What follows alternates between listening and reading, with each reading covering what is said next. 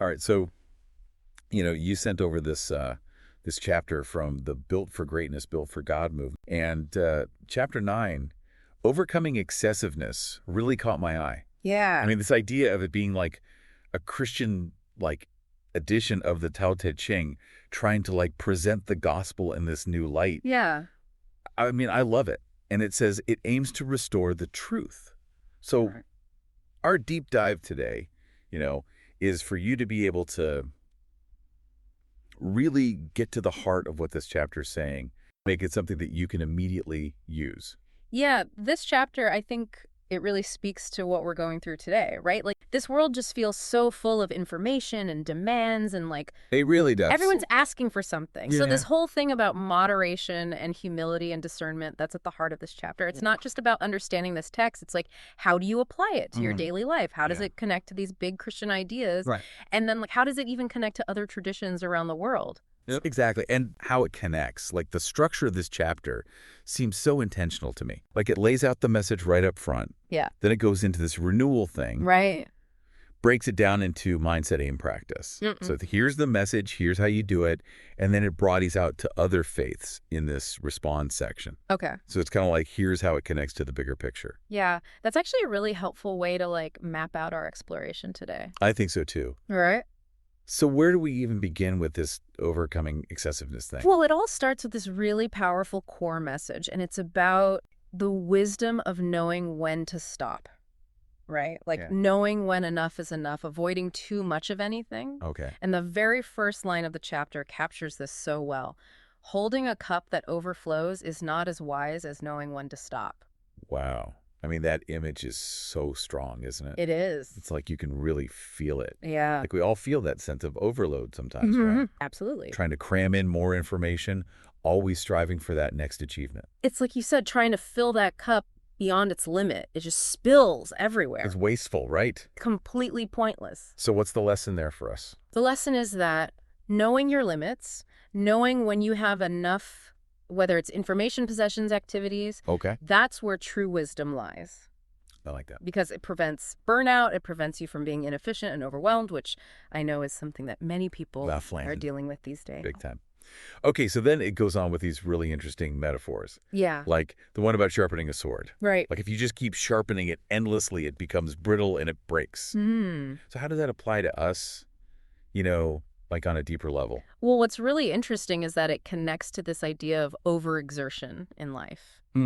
When you push yourself too hard relentlessly without any rest or balance, you're going to reach a breaking point. And the chapter actually brings in some verses from the Bible here. Matthew 26.51-52 and Psalm 7.1-16. Okay. And it's not just talking about physical limits, Right. but also your spiritual and emotional boundaries. I see. So for you, the key is pacing yourself. Okay. And trusting that you're putting in the right amount of effort. Okay. Instead of this constant, unsustainable striving. Gotcha. Then it goes on to the love of money, saying that it can't be protected. What's the real message there? Well, it's not saying that having money is bad in itself. Okay. But that being obsessed with it, always wanting more, that's where the problem lies.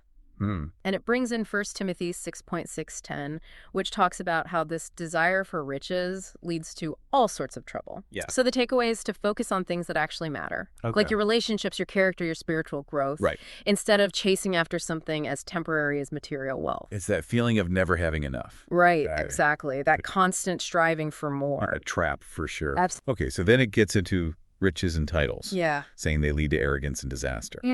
That's a pretty bold statement. It is. What's the main idea there? Well, the main idea is the danger of pride.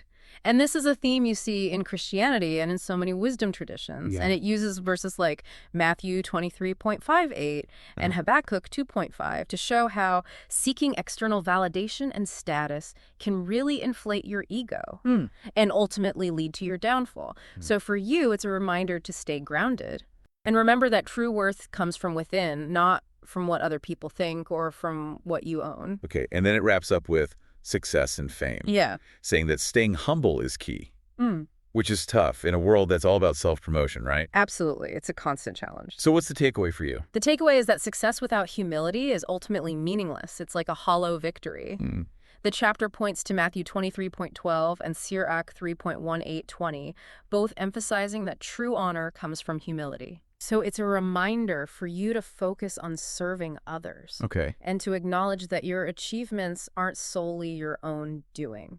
Okay, so if I'm hearing you right, the core message here is about being moderate in everything. Yeah. Not getting obsessed with money. Right. Always checking yourself for arrogance. Exactly. And really making humility a foundation. That's it. And it aligns perfectly with Jesus' teachings. It really does. Okay, so the chapter lays out these potential traps of excess. And then it gives us this path forward with the renewal framework. Right. Which it calls the Trinitarian method, MAP. Mindset, aim, and practice. Okay.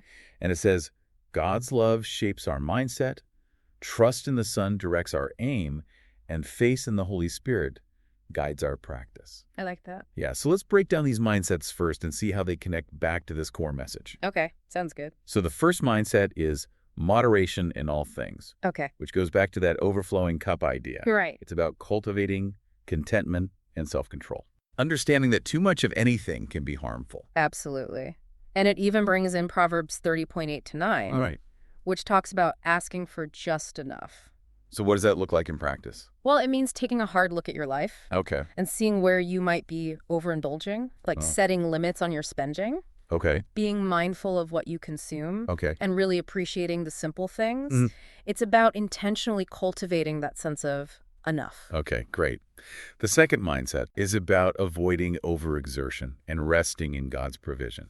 Right. So this goes back to that over-sharpened sword. It does. What's the key shift in thinking here? It's about letting go of that constant need to strive and achieve. Okay.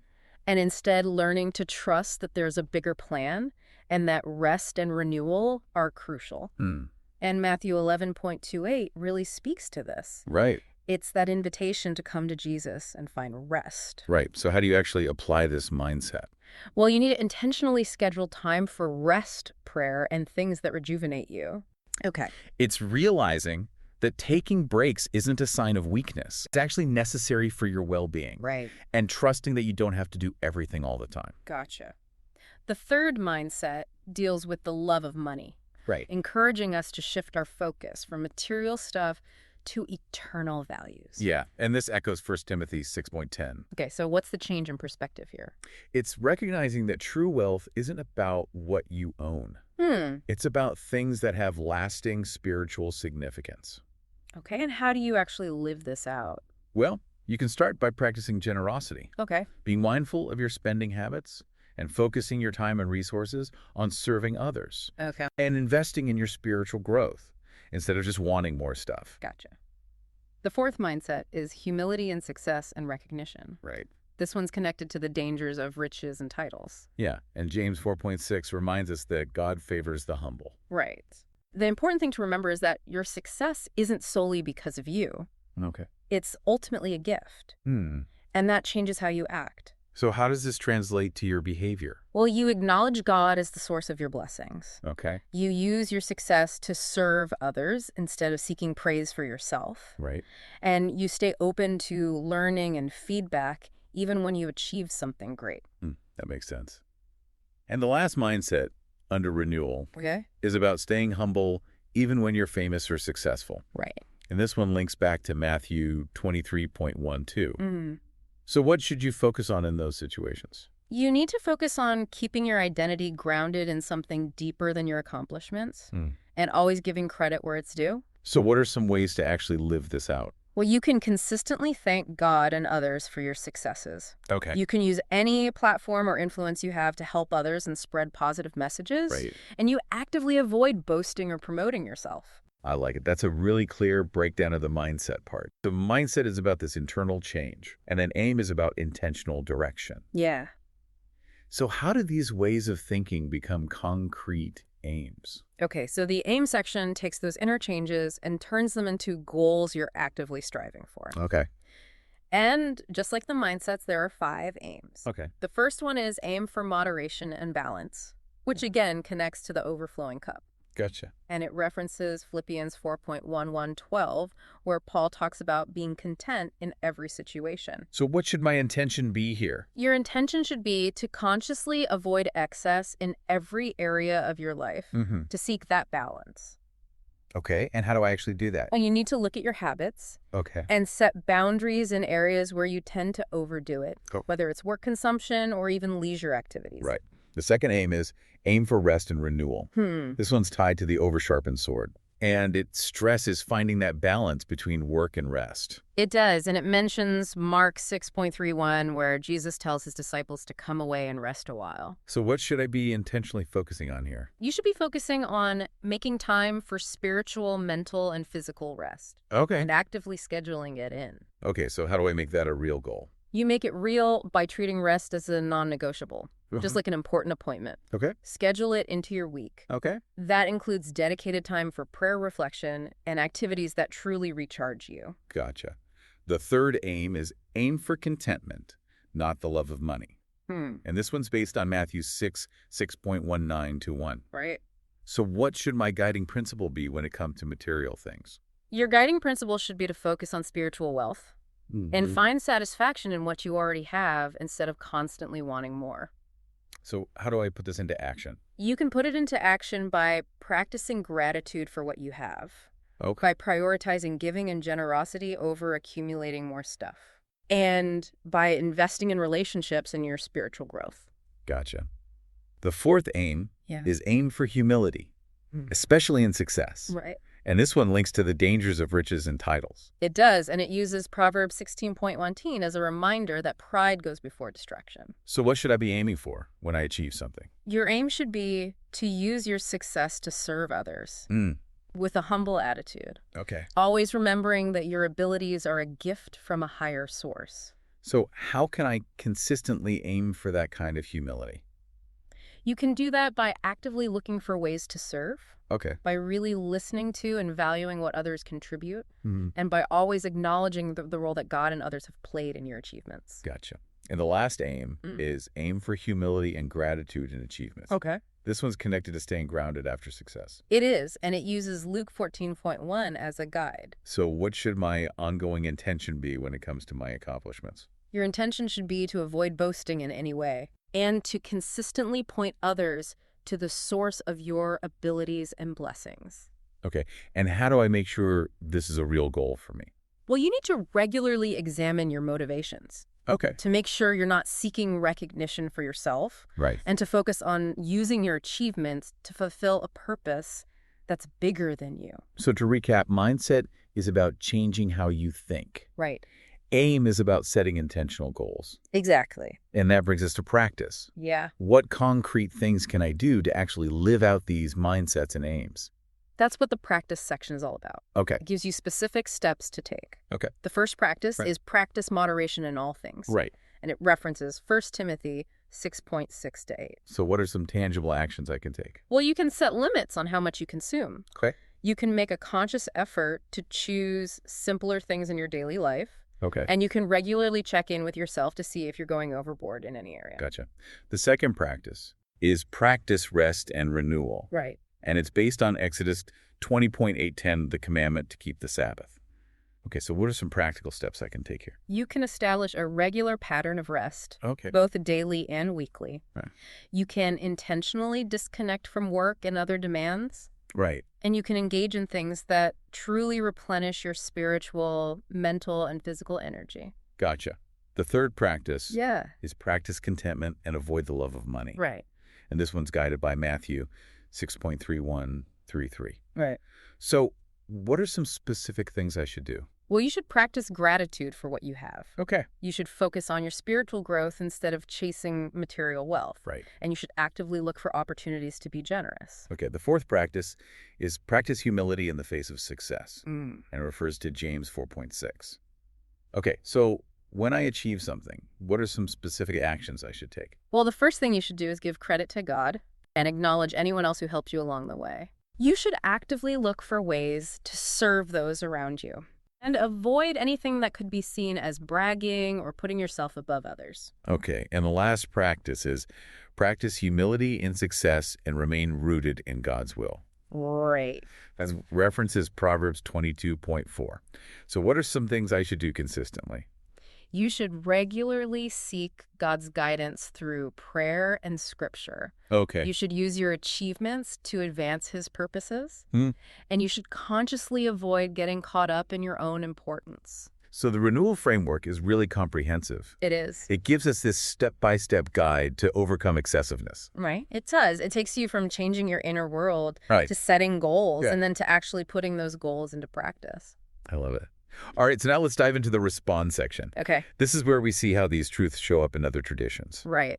It's really fascinating to see how these ideas transcend different belief systems. It is. So for the overflowing cup Yeah. and the importance of moderation, we see connections to Proverbs 25.16, Right. Quran 7.31, the Buddhist middle path, and Bhagavad Gita 6.16. Wow. What's the common thread here for you across all these traditions? Well, the common thread is that balance and self-control are universally recognized as essential for living a good life. Mm. It shows that finding a middle ground, avoiding extremes, is a key part of seeking wisdom in so many different cultures. Yeah. And within Christianity, Philippians 4.5 is a beautiful expression of this.